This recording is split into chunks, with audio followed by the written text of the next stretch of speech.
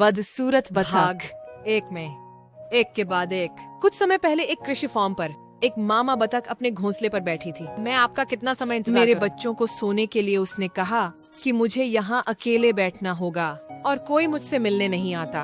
लेकिन वह क्या कर सकती थी? एक माँ एक बतख को अपने अंडे गर्म रखना चाहिए जब तक वे सूची नहीं हो जाते। अंत में अंडे फटने लगे। एक के बाद एक पीले बतख अपने खोल के बाहर आ गए। उन्होंने अपने पंख हिलाए और वैक! कहा, वह वैक, तुम सभी को देखो। मामा बतख की खुशी से बोली, तुम सभी बहुत प्यारे हो। क्वाक क्वाक ने कहा। मामा बतख ने कहा, आओ और कतार में आ जाओ, हम तुम्हारी पहली तैराकी के लिए झील की तरफ जाएंगे। उन्होंने 1 2 3 4 5 6 7 8 9 10 की गिनती की। 4 5। अरे हाय, उसने कहा, मेरे पास 6 बतखें होनी चाहिए, लेकिन एक बड़ा अंडा अभी भी घोंसले में था। ठीक है, मामा बतख ने कहा, लगता है कि उस बड़े अंडे को और समय चाहिए। इसलिए उसे अपने घोंसले पर फिर से बैठना पड़ा और कुछ और इंतजार करना पड़ा।